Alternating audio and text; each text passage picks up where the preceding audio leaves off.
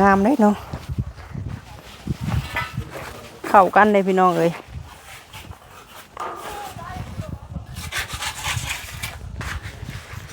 ตู้3 หน่วยพี่น้องเอ้ยตู้โซ่3 หน่วยแล้วก็มีตู้กับข้าวแน่เนาะทางในนี่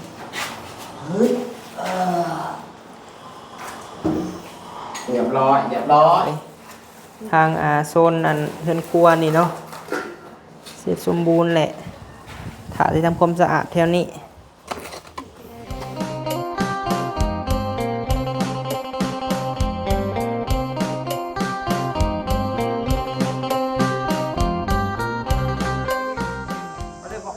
เอาพี่น้องเอ้ยว้าเปิดคาบมาได้ยินแต่เสียงวันทองพี่น้องเอ้ยไผคือว่าล่อแท้ในคุ้มนี่เฮาไปซื้อเครื่องมาให้สร้างเด้อพี่น้องเอ้ยเนาะเอาป้าพี่น้องแดดพี่น้องเอ้ยเนาะสบายดีได้พี่น้องเด้อมาได้ซื้อเครื่องหัวหยุ่งหัวหยองปลาลุงเอ้ยมาซื้อเครื่องให้สร้างคือเก่าพี่น้องเอ้ยมาเฮ็ดเทือนให้แม่ไปเอาสีพี่น้องเอ้ยเอาสีแล้วก็ซื้อเอ็มร้อยมาให้สร้างเนาะบ่พอมีก็กินน้ำนี่ตุกหนึ่งพี่น้องเป็นเงินของแม่แหละไปเอาสีซื้อสีมาพี่น้องเอ้ยนี่มอเตอร์ไซค์คู่ใจคือเก่ามันฮ้อนมันสิกรอบแล้วรถนี่ก็บ่ได้ล้างมันนี่เฮีย2 เถื่อพี่น้องเอ้ยลงเก็บเอาไปให้สร้างก่อนเนาะเอาสีไปให้สร้างเขาก่อนแดดจะบ่เห็นหนทางเนาะสร้างเนาะสบายดีเบิดทุกคนเด้อพี่น้องเด้อโดย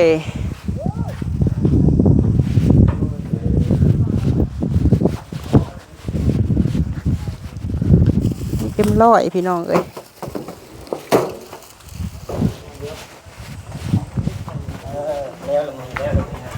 แล้วเมื่อคืนนี่ผู้เป็นลุยทาสีอันแป้นนี่พี่น้องเอ้ย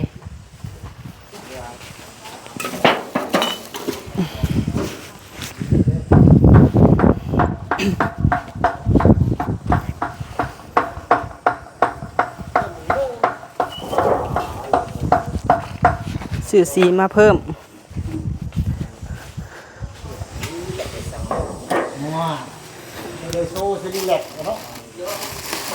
ใครบังดูสร้างพุกจับข่างเดียวนี่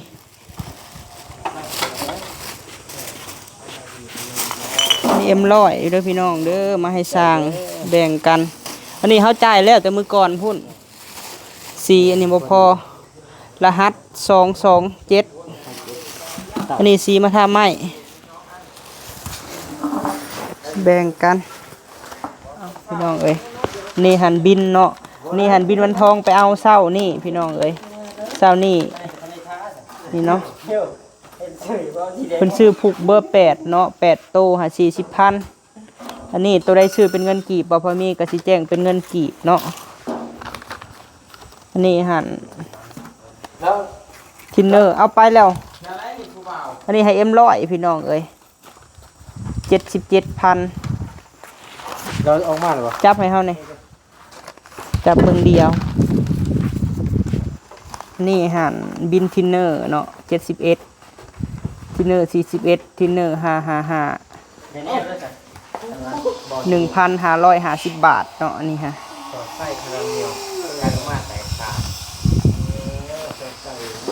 พ่อมันบอกอันหนึ่งนี่เอามาอีกบ่โดยโอ้วันนะมาเห็นบอกพิษโอ้ยยังมาถืออยู่บ่วันทองถืออยู่บ่แล้วก็เรามาหรือเปล่าเอายังเคยคันใดนะเป็นแนวคันใดมันเป็นคันใดแล้วยังน้อยเดียวยังมันบ่พอดีบ่โดยเอามาอีกทงนึงเอาอย่างนี้ทงนึงสีขาวอ่ะสีขาวมาบินเรามากันแล้วผู้ที่เป็นสอบบินค่ะใช้หาบินเดี๋ยวเขาไปเอาดอกมะเมย์อยู่บ้านธาตุเป็นเมหักบอพมีพี่น้องหานคนนะเอาว่าเราต้องอันเนี่ยคือมาแล้วโอ้ใช้อ่างล้างหน้าได้เป็นสั่นโคตรโดยไว้ เพิ่นก็จดบินไว้อยู่ดอกอันนี้หั่น100เท่าไหร่อันนี้10 บาทบอก แม่ด้วยเลยเอาไปใส่นี่แล้ว บ่เพิ่นเขียนบินไว้อยู่ดอก กดต่อของงอนนี่ โดยอันนี้หั่นบ่พอมีไปซื้อเครื่องอยู่ตลาดแล้วเพิ่นไปเอาทางนี้พี่น้องเอ้ยว้ากระตอกกระแตกนี่หลายอีหลีเนาะ ใส่ทำได้ทำให้ร้าย บ่ ใส่อยู่เถอะ มื้อนี้หั่นเวียกเฮาเดินลายบ่มื้อนี้สร้าง เดินลายอยู่ เดินลาย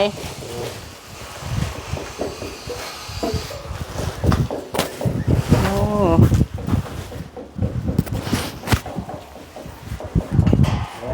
เอาไว้ก๊อกน้ำไปเลยเลยอันนี้อยู่ดอก โดยถือว่าเวียกเฮาเดินลายเนาะวันทองเนาะถึงได้สร้างคือรูปคำอยู่สร้างอันลอย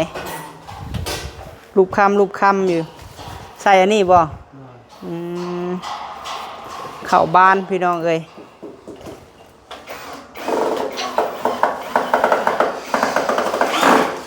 ไปเบิ่งก่อนโอ้เพิ่นยกแทงน้ำขึ้นเลยพี่น้องเอ้ยย่านแต่แทงน้ำน้อยกว่าบ่อนว่างเนาะสุดท้ายบ่อนว่างกว้างพี่น้องก็ดีคือกันบ่อนว่างแทงนี่กว้าง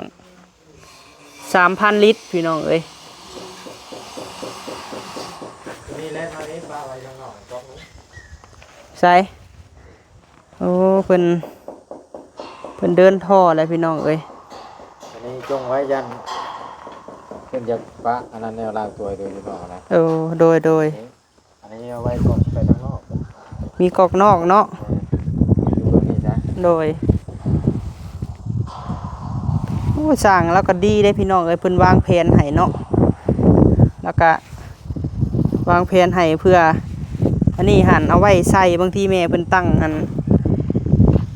สิ่งล้างถ้วยล้างจานพี่น้องเอ้ยเพิ่นว่ามีทางข้างนอกนำเนาะที่เฮาซื้อหั่น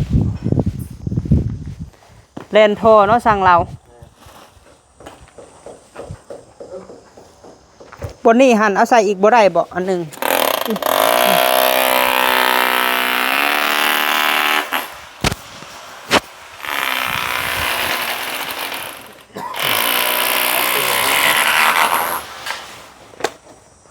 เบิ้ลละบ่สีนี่ฮะยังอยู่บ่เอาไปใส่น้ำอันนี้เฮาใส่ยังมันจังออกนี่ฮะเอาไปใส่ยังจังออก อันนี้ครับ แม่น แช่มันก็คุกออกแล้วนี่ แช่ เรื่อง บ่ ตากแดดมันก็คุกออกแล้วนี่ เอาเท ก็สิไปแช่ไว้ ตากแดดมันกรอบมันก็เฮาบีบนี่ก็กลัว ว่าได้แตกทั้งกระทัง พอแล้วถึงแดดแล้วมันก็กรอบเลย แรนท่อพี่น้องเอ้ยขึ้นต่อขึ้นเทิงแล้ว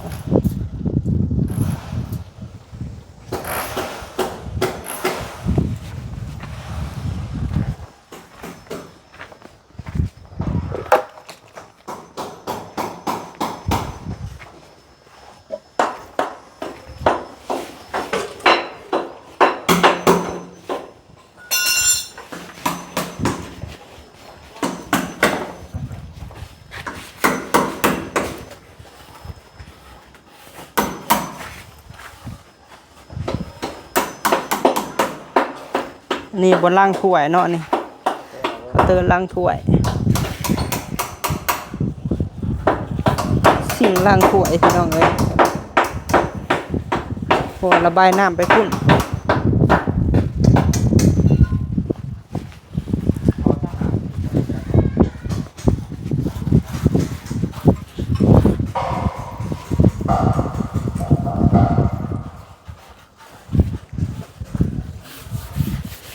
โอ้สร้างนี่คัดกะโลปัดแล้วบัดนี้เนาะโดยลุงยาแนวงามเลยเนาะเข้ากันเลยพี่น้องเอ้ย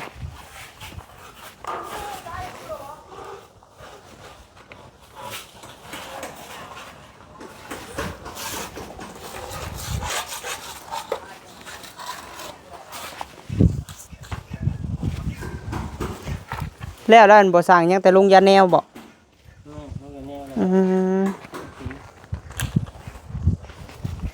นี่บันไดพี่น้องเอ้ยถ้าละลงยาแนว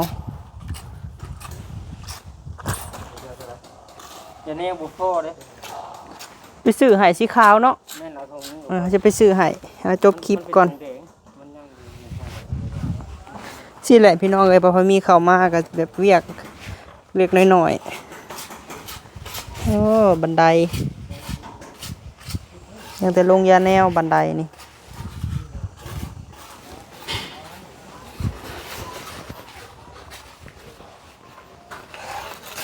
เมืองสร้างแตงเสา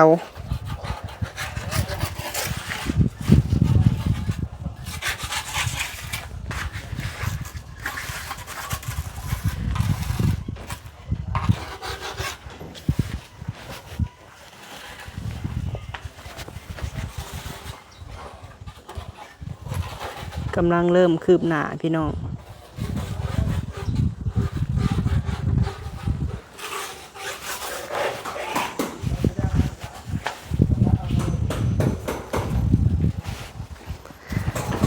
ไปเฮาสิเข้าไปเบิ่งข้างในบาดนี่ที่เฮาสั่งอันนี้ตู้มาให้แม่พี่น้องเอ้ยเนาะเดี๋ยวเอามาไว้ห้องลุมนี่ก่อนตู้3 หน่วยพี่น้องเอ้ยตู้โซ่3 หน่วยแล้วก็มีตู้กับข้าวแน่เนาะทางในนี่ตู้กับข้าวแต่ถ้าละจ่ายเงินพี่น้องเอ้ยยังเตียงนอน3แล้วก็สุดแต่งหน้าของแม่บิ่ง1พี่น้องเอ้ยเป็นสุดโต๊ะไม้พร้อมแว่นเนาะแล้วก็สุดกินข้าวสุด1พี่น้องเอ้ยตั้งมี8แล้วก็มีโต๊ะสุด1เนาะ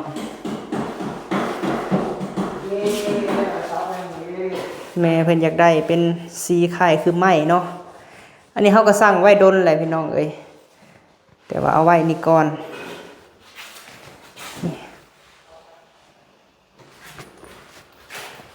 อันนี้มันตู้กินข้าวพี่น้องเอ้ยตู้ใส่กับข้าวแหละ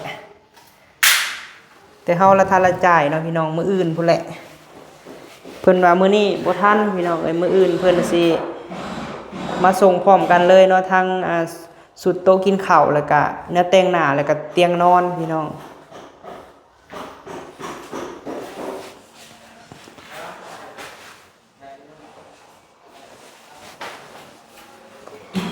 แล้วบ่สร้างอันหนึงฮะ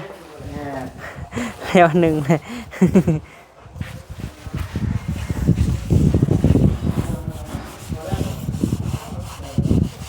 เข้ากันอยู่ได้เนาะเจ้าว่าอีหยังกอดสีทาไหมแล้วมาทานี่มันบ่กินบ่เซานี่ฮะแม่มันก็เป็นสีขาวคือเก่ามันพร้อมเป็นสีท่าไม้ลองเบิ่งอยู่บ่แม่เพิ่นลองแล้ว ต้องสีเล็กกับทาเล็กเหมือนบ่สิไปซื้อเพราะว่าเฮาซื้อมาสุนั่นแหละมันทาบ่ได้แล้วไปทาไหมแม่นบ่อันนี้ฮะแม่เพิ่นน่ะอยากได้เป็นสีคล้ายคือไหมพี่น้องเอ้ยตัดกับดำเพิ่นว่าเนาะ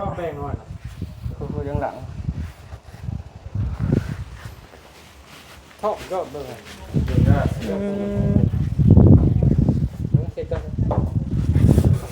หยอดซะหน่อยนึงเหยียบได้บ่หรือยัง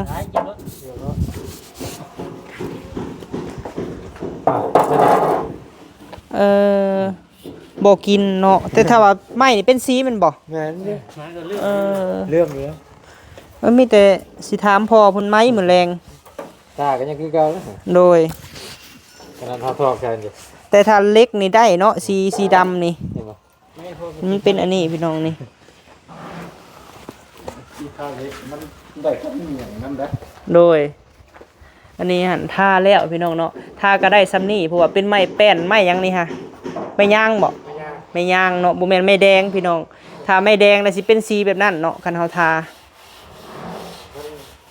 มันเป็นสีไหม้สีออกเหลื่อมๆเนาะสีตาบ่คือกันได้นะครับโดยมันเป็นสีไม้แดงมันเป็นสีไหม้อย่างนี้โดยคือสีนี่หั่นสีตัวนี้จะทาไม้นะไม้แดงเนาะพี่น้องเนาะไม้แดงทากับไม้แดงน่ะสิเป็น CFC เลยนี่เนาะนี่อันนี้เพิ่นทาแล้วนี่เนาะทาเมื่อคืนนี่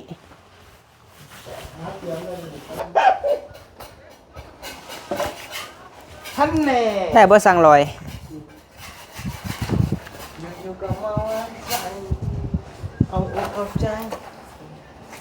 มันเป็นเมื่อยิ่งมุก ขอข่าวหน่อยตั้งเรียบร้อยพี่น้องเอ้ยสักโคกเด้อพอเพชรเอ้ยบ่ฮู้ว่าพ่อได้เบิ่งคลิปลูกหรือบ่เนาะ นี่แหละเนาะอันนี้หั่นบ่มีคนทันละลองแล้ววันนี้ฮะสักโคกพี่น้องเอ้ยอันนี้หั่นบ่อนอาบน้ำของแม่บิ่งเนาะนี่แหละพี่น้องโซนอาบน้ำ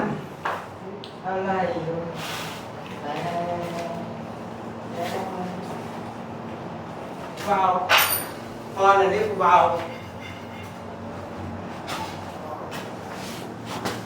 นี่บนอ่างล่างหน้ายังแต่แวนบานนี้แวนในกระติดเสนี้เนาะสังลอยอยู่นี้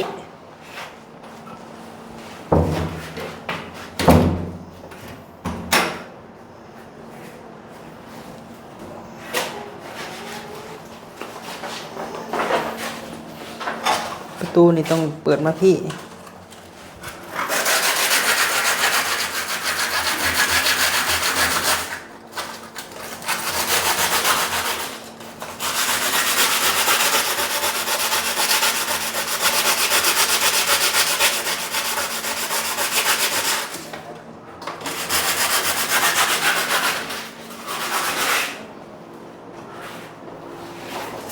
โอ้ประตู2อันใกล้กันพี่น้องเอ้ยระหว่างประตูห้องนอนและกับประตูห้องน้ำเนาะออกไปใส่เฮือนครัว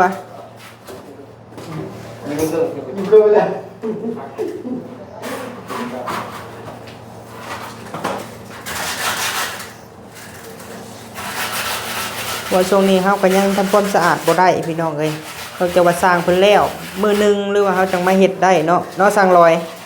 ว่าช่วงนี้ถ้าเฮากวดก็ยังคือเก่าพี่น้องเอ้ยเพราะว่าสร้างเพิ่นยังเฮ็ดอยู่ก็อีกบ่ดนพี่น้องเอ้ยอีกบ่ดนก็สิได้สำเร็จแล้ว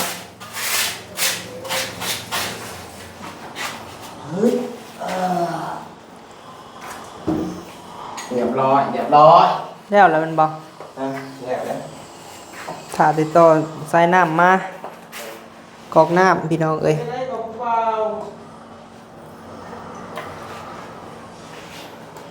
สุดบนล่างหน้าแล้วก็สิซื้อแว่นมาใส่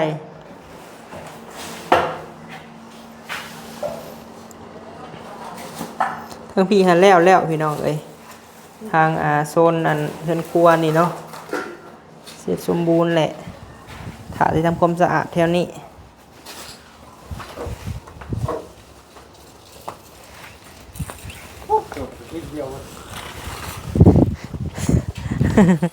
อันหนึ่งไปใส่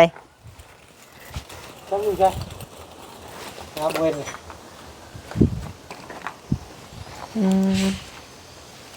คุดลงบ่นี่ฮะ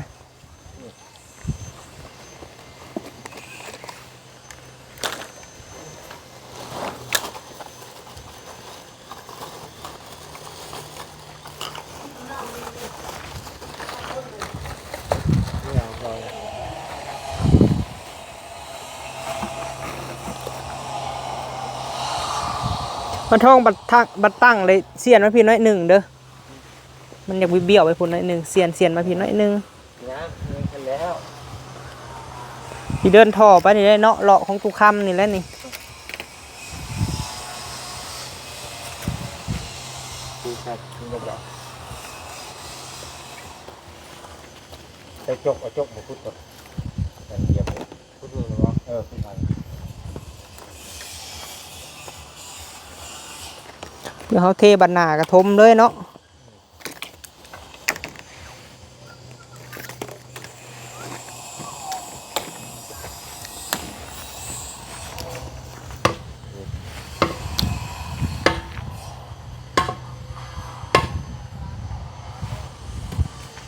เอารถต้องมีวันหรือเปล่า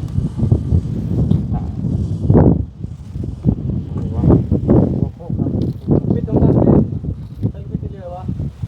ฮะ ได้แล้วนะกุ้งถ้าทำแล้วว่าเป็นไงเนาะ ยังแต่ไรก้อนเนาะไรก้อน10 อันบ่11บ่เพราะว่าเขาใส่ลูกบิดแล้วห้องนอนเขาต้องใส่ไรก้อนอีก 2 อัน ตัวใหญ่ค่ะเนาะประตูใหญ่ค่ะ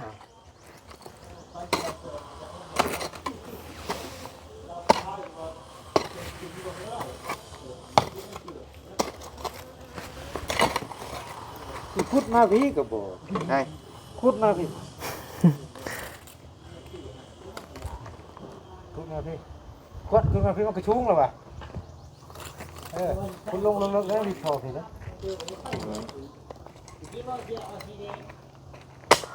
บ่วันทองอันท่อ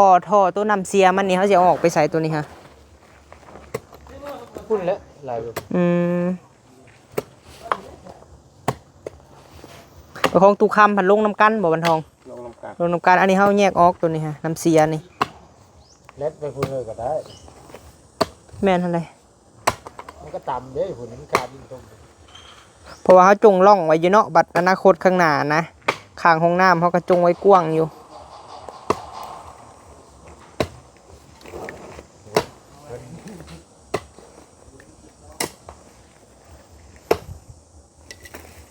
โอ้ทงครับ ทุ่มอุปกรณ์ตัวเอง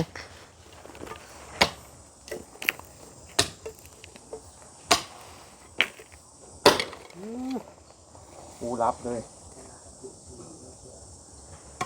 ร้อยปูนอะไรรถกระจกก่อนปูนแล้ว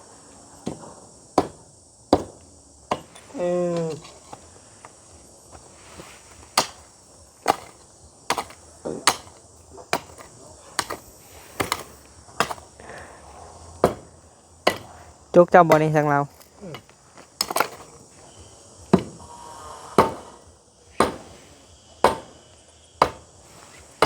โอ้ ลมหรือนอกบัดนี่เย็นจ้อยๆพี่น้องเอ้ย ที่ลมน้องบริโภคติดเกลือ แม่น ตะวัน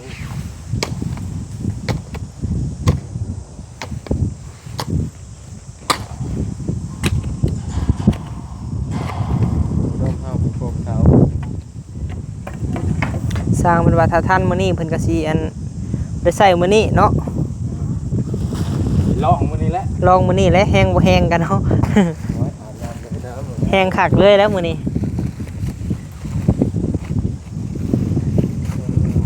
ได้ออโต้ได้ทรงคักแน่พี่น้องเอ้ยที่เฮาซื้อมา โอ้ยจับไว้ให้พวกประตูเองคือห้วนดิปลาไหลเกิ้งบ่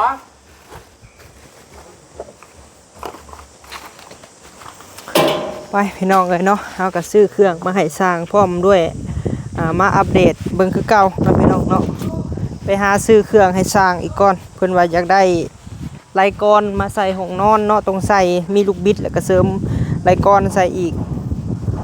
ปูนกาวบ่อันยาแนวบ่จักทงกระทงหนึงบ่